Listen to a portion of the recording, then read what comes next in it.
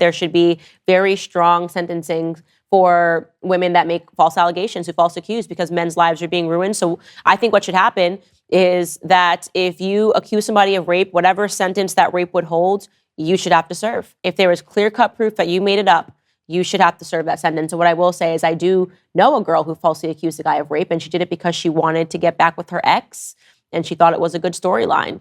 And it was absolutely disgusting. And I am no longer friends with that girl to this day. And you know what? I was so young then, but I should have had the courage to call the police and have told them that, hey, I do think that she's lying. I can't say for certain that she was lying, but it was a little suspect to me. And I do believe that she did it to get back with her ex. And it worked.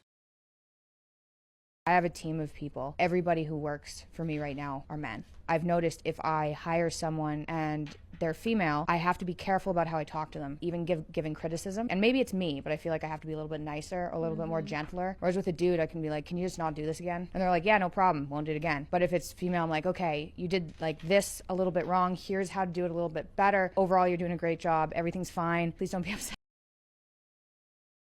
Could we talk for a moment about METOO? You've rejected the idea that we should always believe the victim in a rape. Well, that's accusation. obvious. That's what happened in the lynch cases in the 1950s in the United States. The victim was always believed. Yes, and I was going to say that's fair enough. But why not accept the situation as being the victim deserves to be treated as if she's telling the truth in our attempts to get at the truth, and in doing that, we do our best not to re-victimize her. Because that isn't how the adversarial system works, and I don't think but that we why not advocate for that? Because the adversarial system is a very effective judicial system, and it's certainly the case that among crimes that are falsely reported, rape crimes are at the top of the list. So there is no believing the victim. There's no reason for people to assume that when they enter the criminal justice system that they're going to be treated with kid gloves or treated easily. That isn't how... I'm with Candace on this one. Men are rotting in prison for crimes they didn't commit, while the women who falsely accused them get to walk free. If we had a law that made false accusers face the same sentences their victims would have suffered, these false accusations would come to a screeching halt. You falsely accuse someone of rape? You should be staring down the same punishment they would have endured because you've effectively stolen years of their life. False accusations should carry the maximum sentence the accused could have received. No early release, no parole, just straight time. This injustice wrecks men's lives and makes it harder for real victims of abuse to be believed. Everyone loses, and false accusers need to face the same, if not harsher, consequences than actual offenders, especially since those offenders often get off with a slap on the wrist. When a false accusation can destroy your career, drain your finances, and rob you of your freedom, why on earth would anyone risk even the slightest interaction that could bruise a fragile ego and trigger such an accusation? Let's be real. The stakes are sky high these days. One wrong word or misunderstood gesture, and suddenly you're fighting to prove your innocence while your life crumbles around you. Why gamble with that kind of risk? The fear is legit and justified. It's not just about being falsely accused of something serious like harassment or misconduct.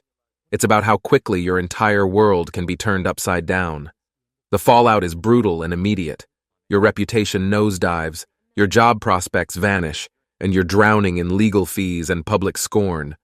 It's like this one man said, you literally can't even look in a woman direction without getting accused of harassment or being a creep. Personally, I don't even look in their direction anymore and definitely don't initiate conversation with them. They need to remember this is what they asked for. Did you know 60% of male managers say they are uncomfortable working alone with a woman out of fear of complaints of sexual harassment? Women in the workplace. Men, do not avoid working with women because you're afraid of sexual harassment complaints. That is gender discrimination. To avoid sexual harassment complaints, do not sexually harass people. Period. No wonder men are opting to avoid interactions altogether. When the cost of one misstep is catastrophic, the smartest move is to steer clear of anything that could be twisted into an accusation. In a world where even a minor slight or misunderstood comment can land you in serious trouble, self-preservation isn't just a priority, it's survival. This isn't about dodging discomfort, It's about protecting your career, your finances, and your freedom from the fallout of false allegations.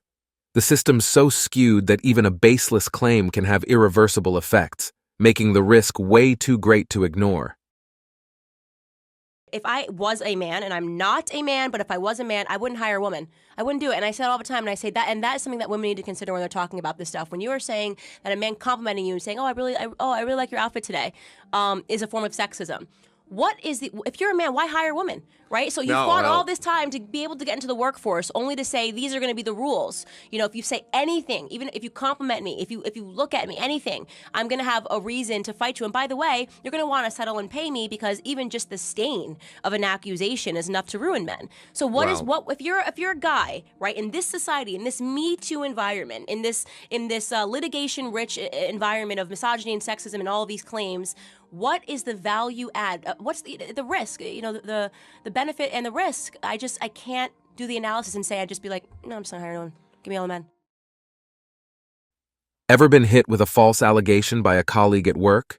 For many men, it's often a female coworker behind such accusations. Navigating this workplace minefield can feel like playing office roulette, never knowing when the next baseless claim will strike.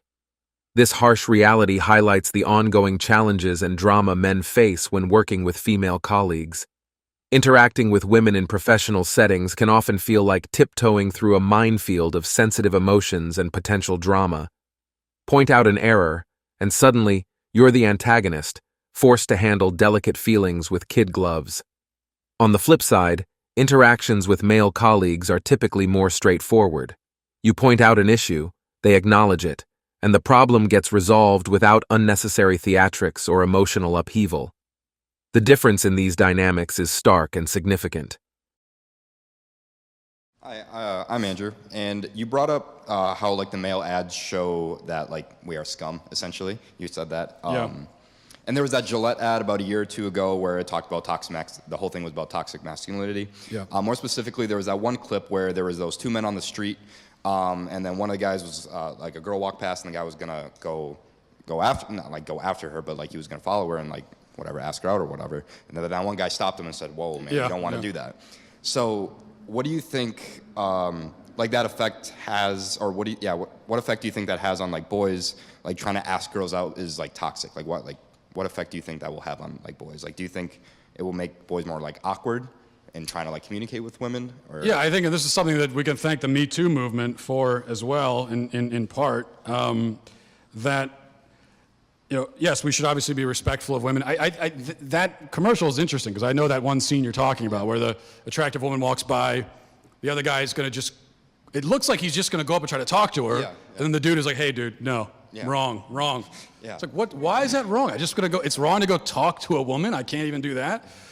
So it's a subtle thing in that commercial, but that does seem to be the message that you hear from feminists, that oftentimes, you know, if you're propositioning a woman, even in the sense of just asking for a date, and she's not interested, then that could be harassment. You could be harassing her. And I think it does make it very difficult for, you know, normal interactions between the sexes to take place. So, having a meeting with a group of guys several years ago about never being alone with another woman, and this one guy said, "Hey, bro, in my job," and I know a lot of you guys are thinking the same thing. "Hey, bro, in my job, I have to be alone with women." I'm like, "No, bro, you don't." This guy 6 months later confessed to having an affair with this woman the entire time he was telling us he had no choice. The current climate of fear around false accusations has turned men into hyper-cautious creatures, not because they're plotting anything inappropriate, but because even a simple hello can be twisted into a scandal. The dread of false accusations makes men second-guess every interaction with women. The paranoia of being unjustly accused of misconduct or harassment hangs over both professional and personal exchanges, forcing men to avoid women altogether for self-preservation. It's a pathetic state of affairs when the fear of false allegations wrecks genuine connections and collaboration. And don't get me started on feedback. Offering constructive criticism to women often turns into a circus of hurt feelings and overblown reactions, making it feel like you're tiptoeing around a minefield to avoid a meltdown. Meanwhile, dealing with men is refreshingly straightforward. Point out a mistake, they acknowledge it, and the issue gets resolved without the emotional theatrics or lingering resentment. And that's it for today on Sigma Traits. Make sure you hit that like button, smash that subscribe button, and don't forget to ring that notification bell. Support this channel through membership. You can also support through PayPal link in the description. Let us know your thoughts in the comments below. See you all tomorrow.